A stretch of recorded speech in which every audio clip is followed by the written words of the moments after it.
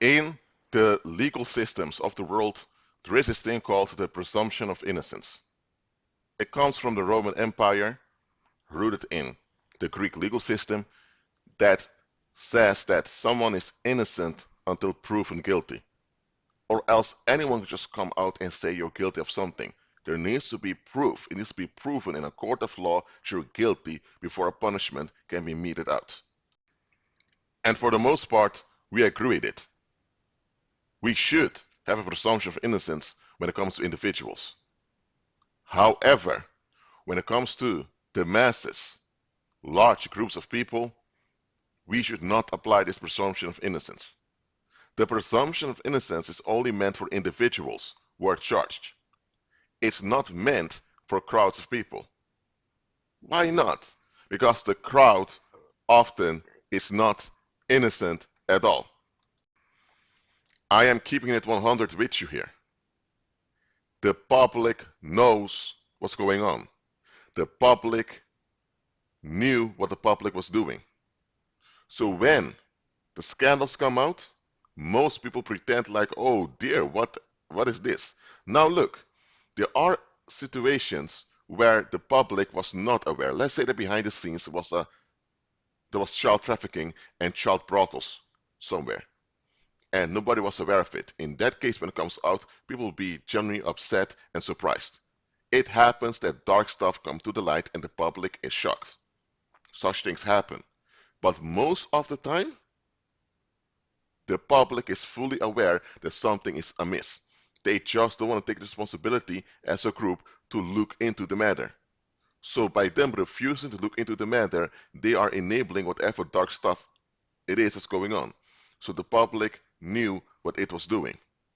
They knew that they were enabling violence. They were enabling darkness. They knew they were enabling danger somewhere. They just wanted an excuse for what they were doing. So stop presuming that the masses are innocent. They are not. Look, it is possible to lie to people. Now, you shouldn't do it, but it's possible to lie to people. It's possible to scam and to con people. It's possible to trick a whole crowd of people. That's possible.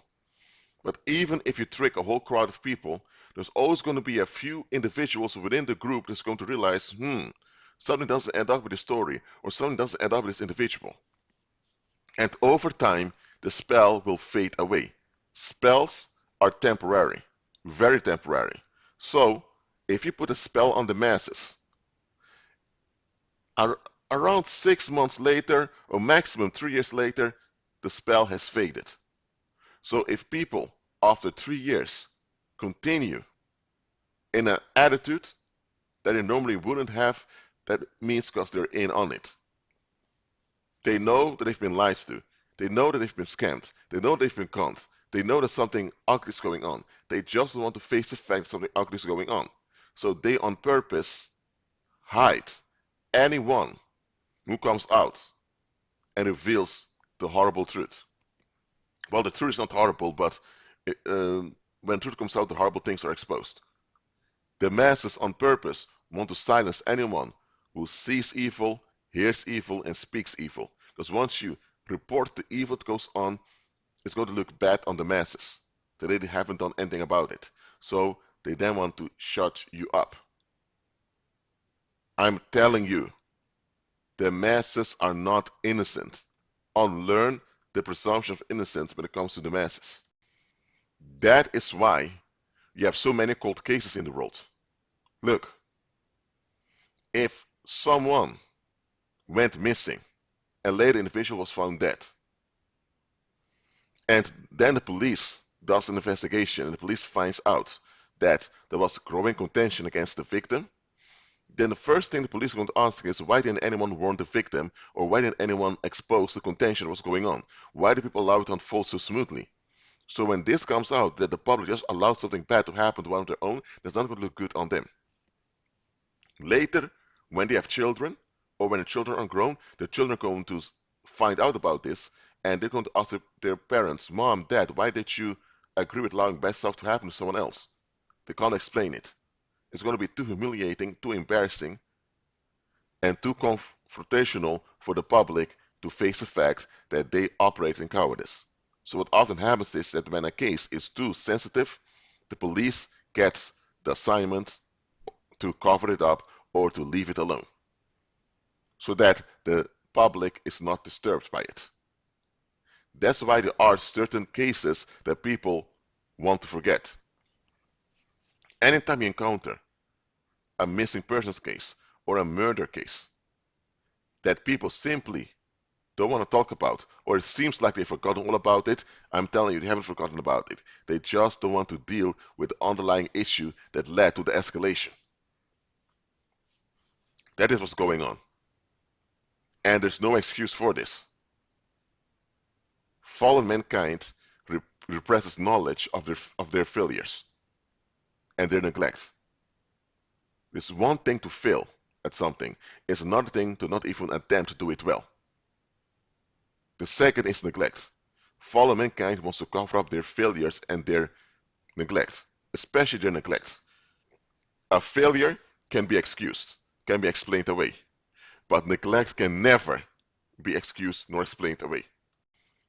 For example, if a country has a lot of money to build 20 extra prisons, but there is no money to build an extra home shelter, then something's wrong.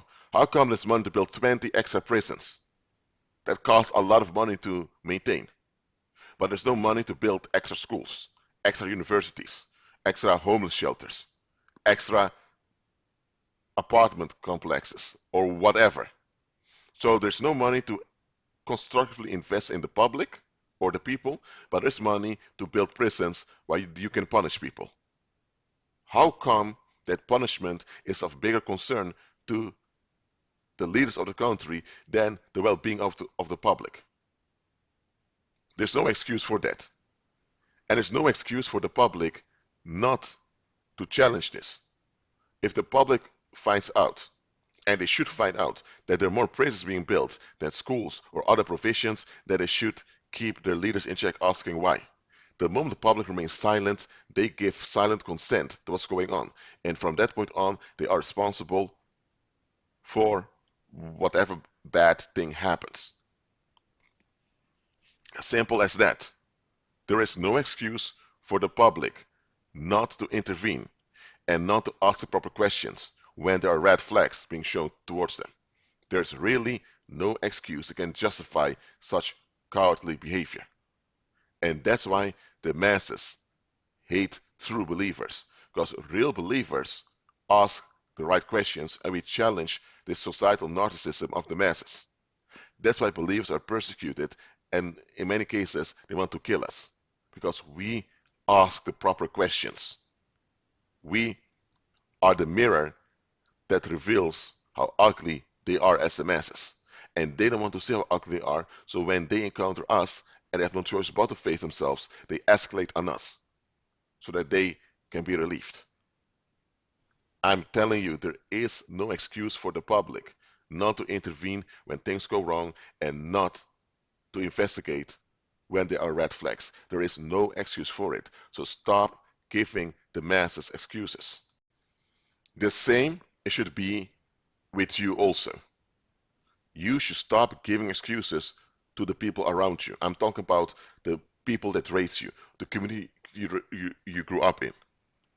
If you were taught the wrong way, it is because society taught you the wrong way. If you develop thinking errors, it's because you were raised in such a way by the community. So the community wanted you to become defective. They knew that they were going against common sense, against natural sense. By doing so, they did it anyway because they wanted a short-term relief. And if you had a very horrible childhood, then the masses were in on it because they did not intervene and they did not push you into a situation where you could be healed. They knew that they were wrong. They knew that they were doing evil. They knew that there's no way to justify it, and they knew that they were responsible for what they were allowing you to go through. They still neglected their accountability and obligations towards you. And at the same time, they have this narcissistic attitude, they expect the best of you. Quote unquote respect. They know they're wrong, they know they're out of their mind, and they know there's no way they can justify it.